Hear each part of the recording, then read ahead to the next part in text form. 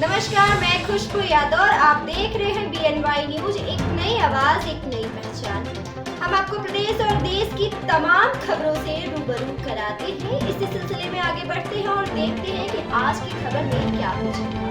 लक्ष्मीपुर चौराहे से निकला मल सैतवार भागीदारी के लोगों का काफिला गोरखपुर के चंपा देवी पार्क में भागीदारी संकल्प महारैली में भरी हुंकार दिखाई ताकत। आपको बता दें, आज गोरखपुर के चंपा देवी पार्क में आयोजित सैतवार मल महासभा की भागीदारी संकल्प महारैली में शामिल होने के लिए रुद्रपुर क्षेत्र से हजारों की संख्या में सैतवार मल भागीदारी के लोगों का काफिला लक्ष्मीपुर चौराहे से रवाना हुआ।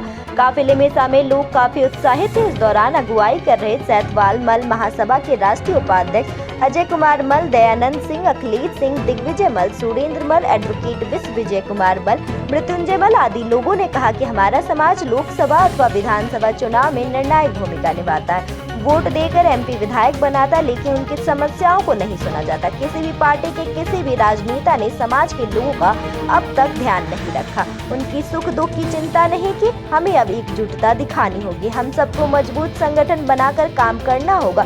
पूर्वांचल में यदि सैतवार मल समाज जाग जाए और एकजुट होकर समाज को वोट दे तो हमें अपने हक से कोई वंचित नहीं कर सकता। BNY न्यूज के लिए देवनिया से मोइन खान की रिपोर्ट।